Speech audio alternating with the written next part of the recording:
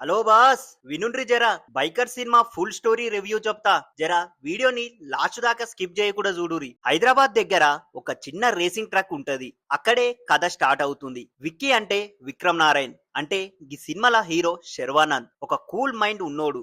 తన పని ఏందో తనే చేసుకుంటూ పోతాడు. ఆయన లైఫ్ సింపుల్ గా సాగిస్తాడు. ఆయన భార్య అనన్య, అంటే ఈ సినిమాల హీరోయిన్ మాలవిక నాయర్ అన్నట్టు, ఆమె బొటిక్ నడుపుతూ ఉంటుంది. ఇద్దరు కలిసి చిన్న చిన్న సంతోషాలతోనే జీవితం గడుపుతుంటారు. వాళ్ళకి ఒక బాబు కూడా ఉంటాడు. వాళ్ళ బాబే వాళ్ళ ప్రపంచం. విక్కీకి రేసింగ్ అంటే ప్రాణం, కానీ ఇప్పుడు అతను దాని నుండి దూరంగా ఉంటాడు. ట్రక్ నడిపిస్తుంటాడు, కానీ తను మాత్రం రేస్ చెయ్యడు. అందరూ అడుగుతారు, అన్నా నువ్వేంటి రేస్ చేయవా అని. అతను అప్పుడు నవ్వేసి, రే ఇవి పాత రోజుల ఆరా బాస్ అని తప్పించుకుంటాడు. ఒక రోజు టీవీలా ఒక బ్రేకింగ్ న్యూస్ వస్తుంది. విక్కీ తండ్రి సునీల్ నారాయణ్, మన డాక్టర్ రాజశేఖర్ గారు విక్కీకి తండ్రిగా నటించారు. ఆయన మీద అవినీతి ఆరోపణలు ఉంటాయి. దేశంలో పెద్ద పేరున్న వ్యక్తి ఒక్కసారిగా క్రిమినల్ అంటూ చూపిస్తారు. విక్కీ కంగారు పడతాడు. ఇంతకాలం వాళ్ళ నాయన మాట్లాడకుండా ఉన్న లోపల ప్రేమ మాత్రం తగ్గదు కాదు. అనన్యతో మాట్లాడుతాడు. నేను వెళ్ళాలి అంటాడు.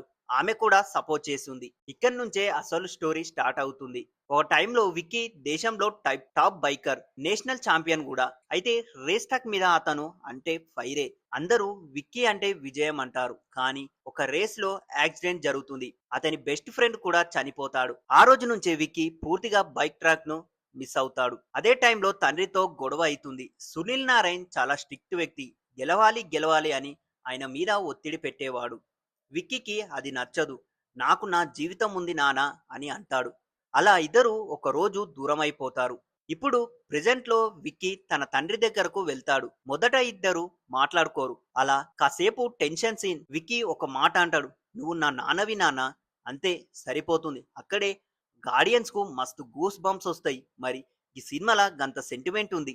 స్టోరీ టర్నింగ్ ఒక దగ్గర అవుతుంది. సునీల్ మీద పెట్టిన కేసులు అస్సలు ప్లాన్ చేసినవి.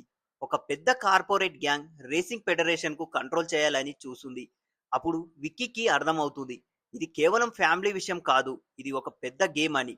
ఇక్కడే మాస్ మూమెంట్. విక్కీ మళ్ళీ బైక్ ఎక్కుతాడు. ఈ గేమ్ ఈ గేమ్ వాళ్ళదే అయితే ట్రక్ నాది అంటాడు. ఈ గేమ్ వాళ్ళదైతే ట్రక్ మాత్రం నాది అంటాడు. ట్రైనింగ్ మాంటేజ్ ఓ మామూలు కాదు. పాత గాయాలు కొత్త పట్టుదల, ఫుల్ ఎమోషన్. అనన్య కూడా ఫుల్ గా సపోర్ట్ చేస్తుంది. నువ్వు పడిపోతే మళ్ళీ లేవగలవు అని చెప్పి విక్కీని అంటుంది. ఇక్కడ నుంచే సినిమా పీక్స్ లోకి వెళ్తుంది. నేషనల్ రేస్ ప్రకటిస్తారు. అదే స్టేజ్ మీద అసలు విలన్స్ ప్లాన్. విక్కీ పార్టిసిపేట్ చేస్తాడు. ట్రాక్ మీదనే రేసింగ్ స్టార్ట్ అవుతుంది. అయితే బైక్ మాత్రం ఒక పెద్ద గర్జనల. Camera angles, adrenaline high. ప్రతి ల్యాప్ లో టెన్షన్ పెరుగుతుంది. ఒక టైంలో విక్కీ ఆల్మోస్ట్ పడిపోతాడు, కానీ మళ్ళీ నిలబడతాడు. ఇదే ఆయన ఫైట్ అంటాడు. చివరిగా విక్కీ ముందుకు దూసుకెళ్తాడు. అక్కడే అతనికి ఫ్లాష్. తండ్రి మాటలు, భార్య సపోర్ట్, ఫ్రెండ్ జ్ఞాపకం ఒక్కసారిగా స్పీడ్ పెంచుతారు. ఇక ఫినిషింగ్ లైన్ క్రాస్ చేస్తాడు. అంతేకాదు, అసలు కుట్ర కూడా బయటపడుతుంది. సునీల్ పేరు క్లీన్ అవుతుంది. చివర్లో తండ్రి కొడుకు సీన్. సునీల్ ఇలా చెప్తాడు, నేను నిన్ను అర్థం చేసుకోలేదు విక్కీ అని. విక్కీ నవ్వుతూ, ఇప్పుడు అర్థమైంది కదా, చాలు నానా అంటాడు. అక్కడే హగ్. సినిమా ఫైనల్ మెసేజ్ ఏంటంటే, స్పోర్ట్స్ డ్రామా, ఫ్యామిలీ ఎమోషన్, తండ్రి కొడుకుల బంధం, పడి లేచి మళ్ళీ లేవడం. ఈ సినిమా మొత్తానికి బైకర్ అంటే కేవలం రేసింగ్ సినిమానే కాదు, మనిషి పడిపోయినప్పుడు ఎలా లేవాలో చెప్పే స్టోరీయే. ఈ సినిమాల emotion, action, speed full package తో ఉంది. ఇంకా ఒక్క లైన్లో చెప్పాలంటే, గెలవడం కంటే మళ్ళీ లేవడమే గొప్పది అనే ఈ సినిమా చెప్తుంది. ఇది బైకర్ సినిమా రివ్యూ. మీలలో ఈ సినిమా చూసుంటే మరి మీకెలా ఉందో మా కామెంట్ బాక్స్లో చెప్పురి.